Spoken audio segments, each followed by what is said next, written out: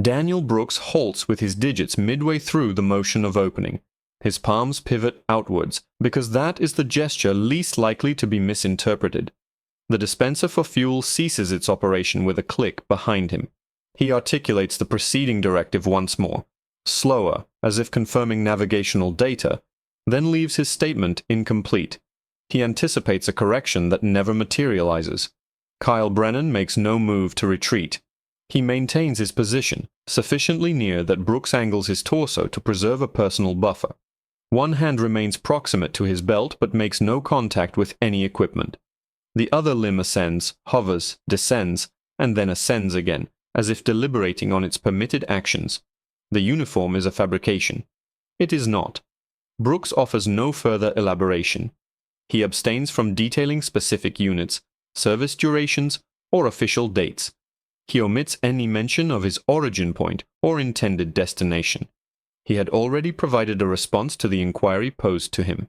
He maintains the position of his upper limbs and gazes beyond Brennan's shoulder, first at the numerical indicator of the fuel pump, then at the asphalt beneath his own footwear. Subsequently, his focus returns to Brennan's facial features.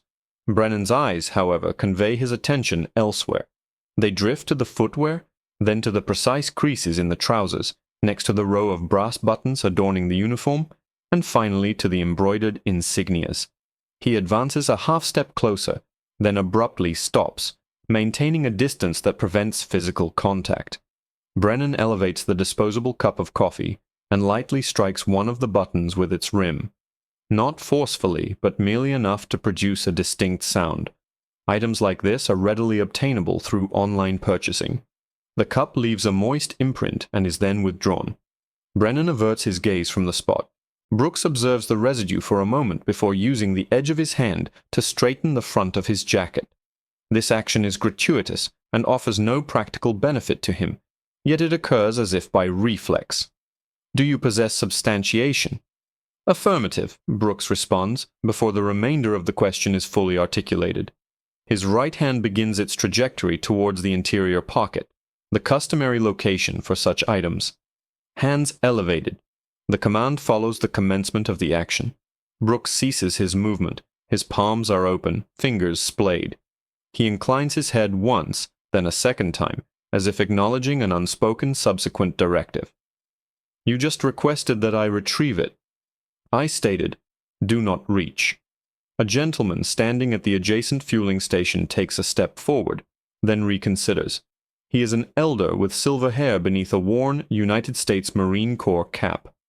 He gestures towards the insignia, not at Brooks. Those are authentic. Brennan raises a hand without turning his head. Sir, please step back. The man complies with the request. He tucks his hands into the brim of his cap and holds it there. Brooks registers this action and then looks away. Another voice emerges from the entrance of the establishment. Michael Grant, the proprietor, his apron still tied, one hand resting on the doorframe as if undecided about fully emerging. Officer, that appears to be a Navy uniform. Brennan briefly glances in his direction. It's not your concern. Grant does not press the issue. Instead, he retrieves his cellular device and lowers his voice to address someone on the line. Brooks discerns the word recording, and then no further sound. Brennan shifts his weight and indicates the ground with the tips of 2 digits. Brooks expels air through his nasal passage. He utters OK before the instruction is fully issued, then corrects himself and remains silent. He lowers himself with deliberate care. One knee touches the ground, followed by the other. The asphalt feels intensely warm through the fabric of his trousers. The pale cloth darkens where it contacts the oil-stained surface of the pavement. He places his hands flat on his thighs. His palms remain open. Then he lifts them again, deeming the posture insufficiently unambiguous. Mobile devices materialize. One, then another, then more are observed. Brennan completes a circuit around him, maintaining close proximity. He conducts a pat-down of Brooks with rapid, practiced movements and extracts the military identification card. He inspects it once, then a second time, holding it up to the ambient light, rotating it from edge to edge. Next, he removes a set of folded documents, followed by the chain bearing 2 identification tags that produce a soft clinking sound as they are drawn away from the collar. These could be counterfeit. Grant's voice, now amplified, emanates from behind the glass. Contact the base. The information is readily available. Brennan disregards him. He places the identification card on the hood of the patrol cruiser, not the trunk. It remains there for an extended duration. Upon retrieving it, he does not examine the surface where it rested. Brennan retrieves the handcuffs from his belt. Stand up. Brooks does not move immediately. He repeats the command under his breath, as if aligning it with the preceding instruction, then rises, taking care not to lose his balance. The restraints encircle his wrists, secured one notch tighter than necessary. Impersonating a service member. Failure to comply. Brooks maintains his forward gaze. The contact information for my commanding officer is on the orders. This will require less than a minute. You can present the case to the judge. Brennan guides him towards the vehicle. The flag situated by the roadside flutters once in the breeze. The signage above the dispensers reads, "We support our troops. Walk. Turn yourself around. Ike." Brooks does not move at once. His hands remain in their open position, palms facing outward. He turns his head slightly, just enough to signal acknowledgement of the instruction, then awaits the remainder of the command. It does not come. Kyle Brennan steps closer, close enough that Brooks shifts his shoulders to prevent the handcuffs from chafing. Brennan reaches for the patrol car door, opens it, then pauses with his hands still on the handle. Brooks faces the vehicle. Slowly, he aligns his feet with the rear tire, providing him with a stable point of reference. The restraints tighten as he adjusts his position. He ceases his adjustments. The mobile devices remain elevated. Michael Grant stands just within the doorway, his phone still held to his ear. He does not venture outside again. Brennan directs Brooks forward using 2 fingers placed on his elbow. It is neither a shove nor a gentle guidance, but merely sufficient pressure to indicate direction. Brooks takes a half step, then corrects his gait as the curb proves to be nearer than anticipated. Brennan offers no commentary. He opens the rear passenger door. "Get in." Brooks lowers himself onto the seat. The fabric of the uniform bunches beneath him. The door closes before he can reposition himself. The locking mechanism engages. Brennan proceeds around the front of the vehicle. He places the military identification card and accompanying documents on the roof this time. They slide a minuscule distance before coming to rest. He examines them once more. He observes Brooks through the tinted glass. He does not open the door. "Where did you genuinely obtain this?" Brooks responds with the identical statement he has previously provided. He adds no further specifics. He does not elevate his voice to project it through the window. Brennan turns away and speaks into his radio without making an official call. His utterances are brief and imprecise. They do not request assistance. They do not log the current time. The vehicle departs from the parking lot. The signage and fuel dispensers recede from view. Inside the cruiser, Brooks shifts his wrists once to alleviate the constriction. The handcuffs do not yield. He ceases the movement. He fixes his gaze straight ahead and proceeds to count the street intersections. 1, 2, 3. Upon reaching the sheriff's department, the entry door opens and Brooks exits, his timing dictated by Brennan, not his own volition. They proceed through the main entrance. The overhead fluorescent illumination alters the hue of the pale fabric. 4 deputies look up. No one speaks immediately. Their gazes are directed to the same locations Brennan's had been earlier.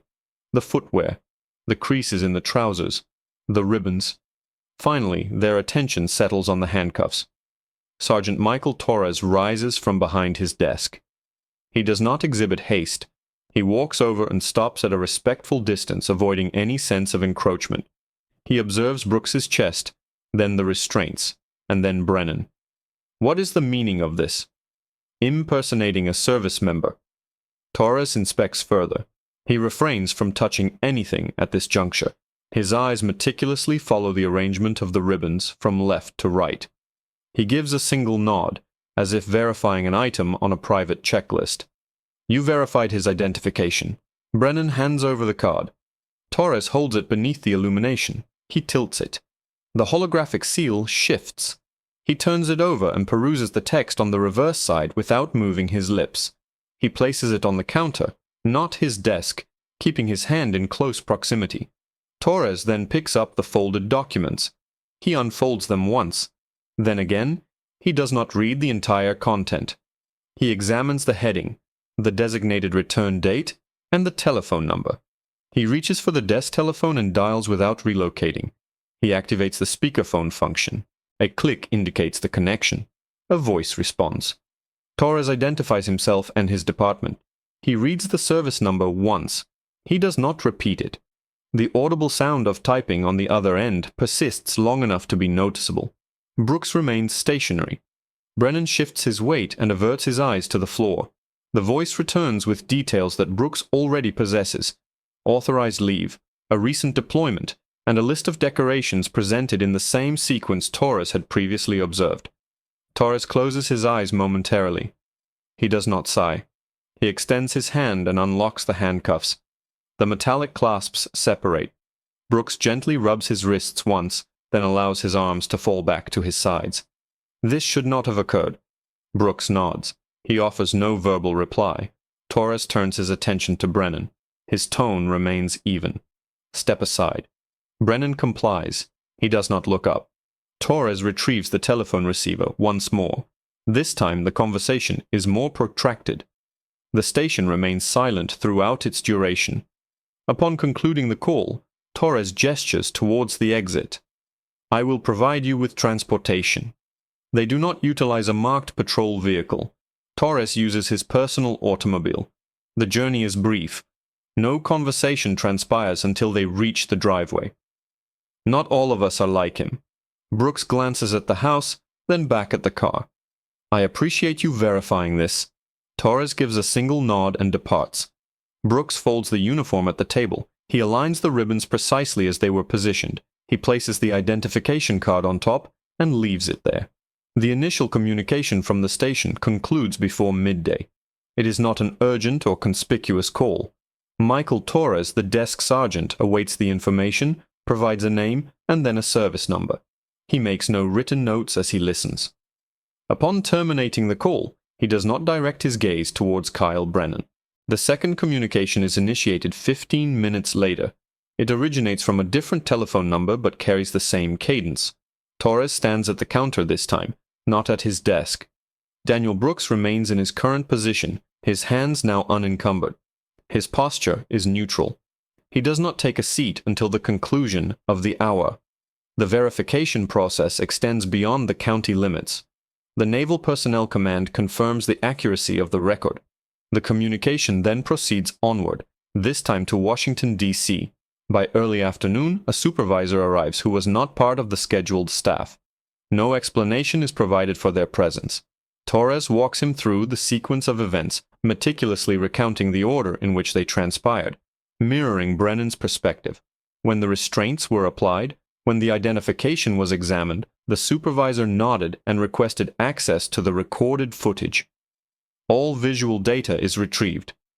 Security camera recordings from the establishment, the patrol vehicle, and the mobile devices, which had already been submitted by witnesses who did not await official request. Nothing is altered. Nothing is truncated.